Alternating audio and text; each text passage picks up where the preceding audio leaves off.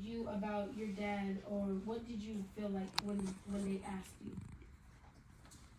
Yeah, so my father was a very interesting man, brilliant, brilliant guy. But my father didn't necessarily like all of the attention that he got. That's not why he sat down at the lunch counter. So he wasn't crazy about a lot of attention. So in my early ages, when I was about your age, he didn't talk about it much. Because I think it was also a very difficult time for him. Because they were arrested, they went to jail, and I think it brought about some not so good memories.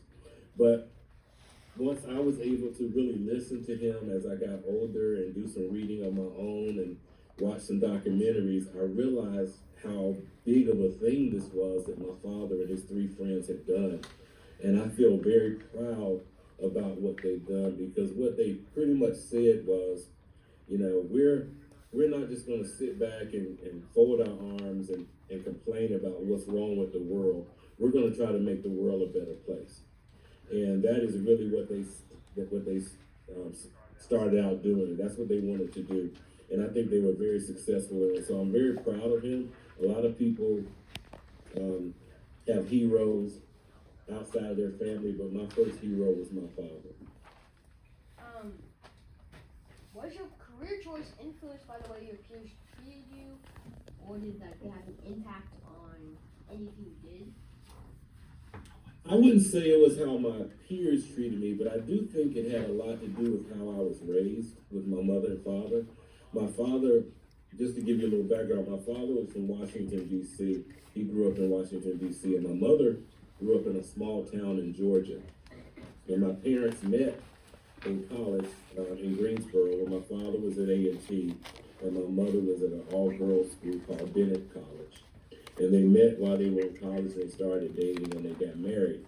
They were about as different as from here to here in personalities. My father was this tall, robust man, very aggressive, very assertive, and my mother was a Southern belle, very meek and mild, very polite. But the one thing they had in common is that they always wanted to give back to the community in which they lived in, because they realized they had some unique talents and skills that they could lend. And so they always were very, very engaged in the community. I grew up in Charlotte. And in Charlotte, my mother was a school principal, as a matter of fact. And my father was an executive with a textiles company.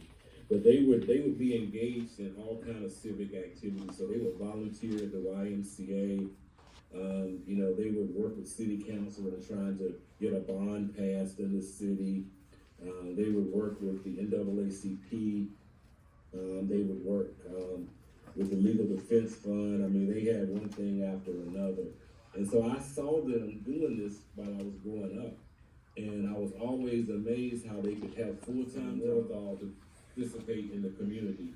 And so that's just the way I grew up. So I think it's embedded in me. So I think that's why I became the person that I did, and that's why I do the work that I do, most likely.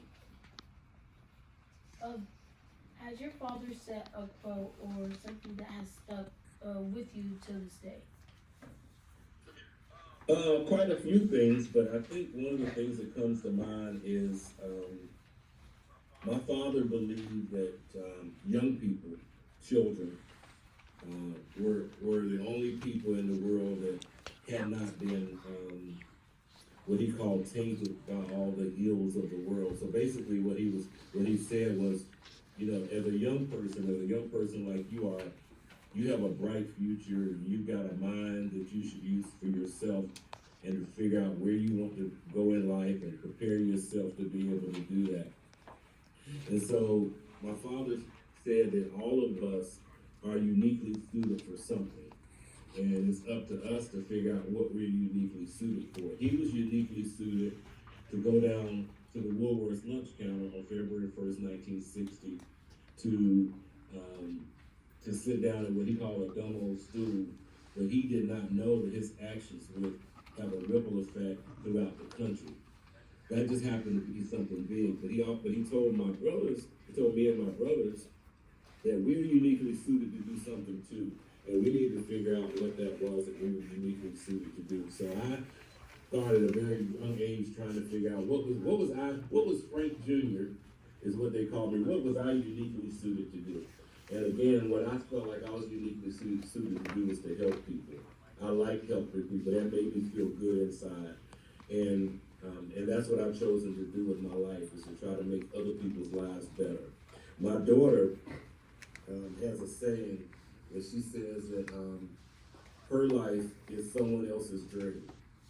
And when you think about that, what she's basically saying is that regardless of how your life is, you might not have everything you want, might not be where you want to be, but I can assure you there's somebody out there that would trade places with you if they could, because their life is not nearly as good as yours. So I aim to try to make people's lives as good as mine. Yes. Well,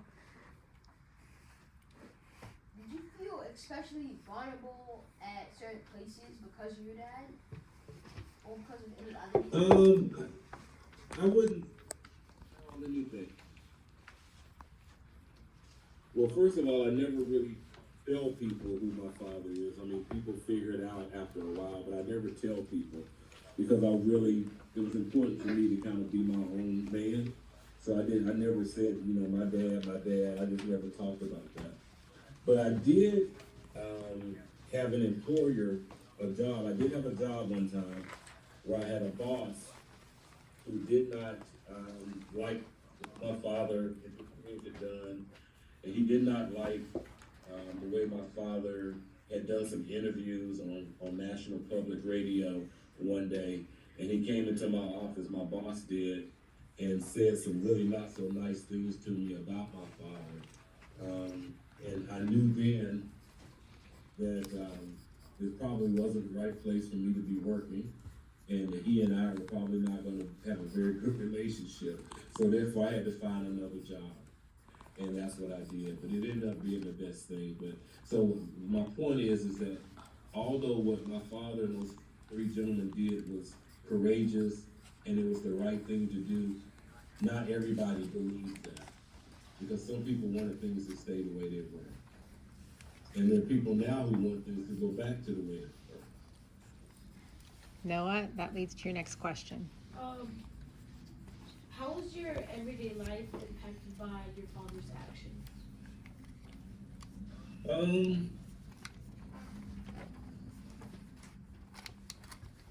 It's a good question. I guess, I have two children now. So I grew up, I'm the oldest of three boys. So I have two younger brothers, one of which lives up there in your area. He lives in Chapel Hill.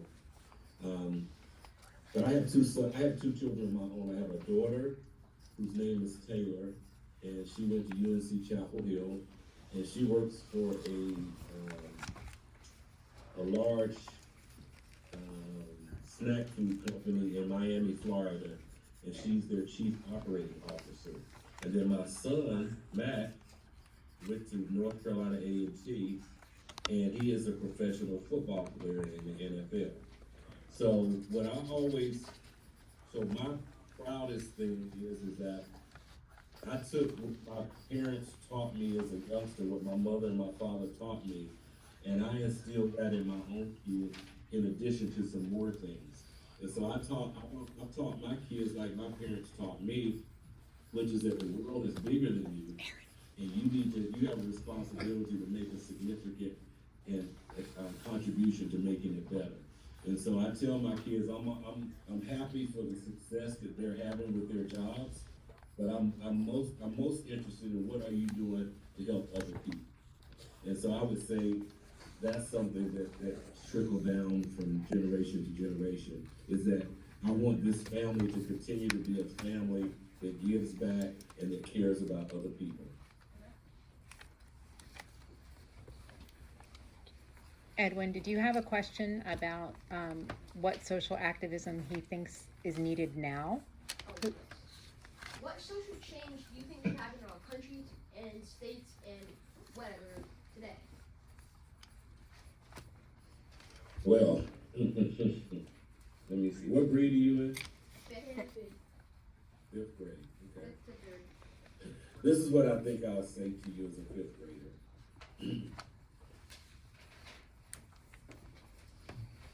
when you get to be 18 years old, you're gonna be able to vote, which means you're gonna be able to participate in the political process as we know it here in the United States.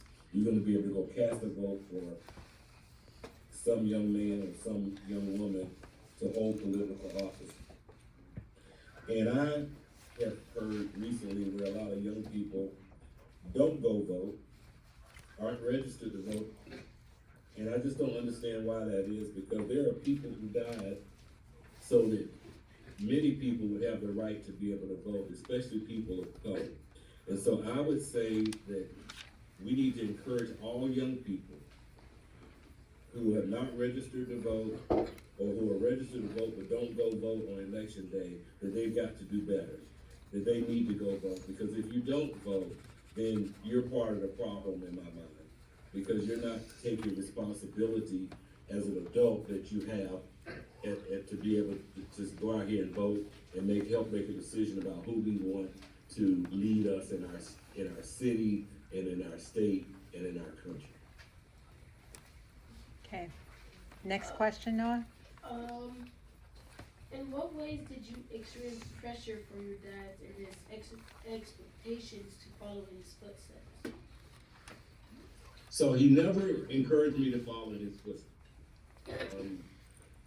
I will say I felt some internal pressure because I'm Franklin Jr., so it's not like I had a different name, and so people would often recognize my name and they would draw conclusions about who I was and what I was about and how I operated.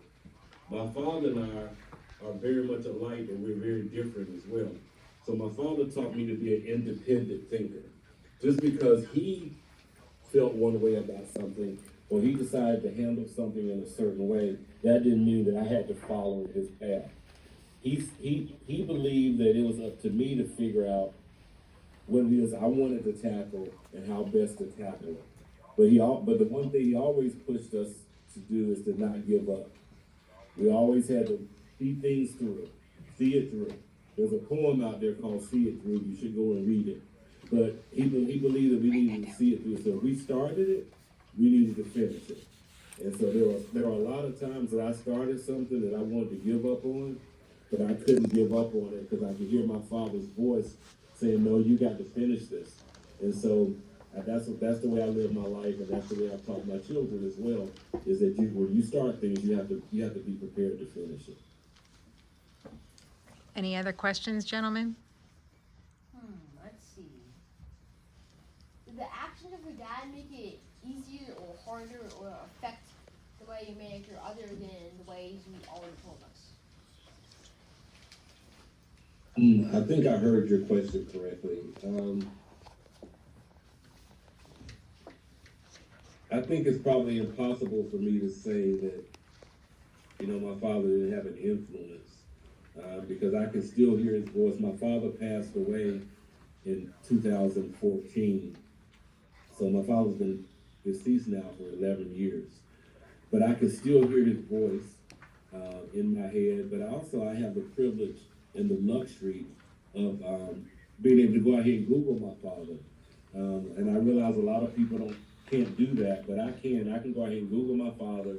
I can see him. I can hear his voice. I can read stories about him. And I just so very much appreciate the fact that not only can I do that, but my kids' kids will be able to do it as well. And so I just believe that we just need to build a foundation on what he started. He laid the foundation, Teachers, but please it's pardon up this to interruption. us, the At rest of the McCains, to 10:30, come after we him, need all to build destination upon. dance participants to So that's report just to the what we believe is cafeteria to important. receive their lunch. At 10:30, Anything else, friends? Anything all else? destination dance participants to This report is to the cafeteria to one more. receive their This lunch. is my last Thank you. question. I know that one. Okay. Did your father treat you any way than your siblings? Not saying like, oh, this is my favorite child, but you're not. But like, he, had different expectations for each of his children. I think the expectations were the same, but my brothers and I are all very different from each other. So I think I was the first one. So what that meant was is that my mom and dad sort of used me as the test model. So I think they tried everything on me, and they got a lot of things right, but they got a lot of things wrong too. Because there's no book out there to say how you're supposed to be a mother or how you're supposed to be a father, right? You just kind of have to wing it. And so they had to wing it. They were young, 20-something-year-old people trying to start their own life, and they had a child too. But I do know that once my youngest brother came along, who is 10 years younger than me, my mother and father were much more lenient with him. So he got away with a lot more things than what I got away with. And I think that was because they had already been through it 2 times before, and some of the things that they thought were big issues before were no longer big issues for my youngest brother. So he actually, he got the good end of the stick, if you ask me. The benefits of being the youngest. The benefits of being the youngest, yes. Any more questions? No, I have no further questions. This might be that maybe was our last question. Okay. Thank you for spending your valuable time with us.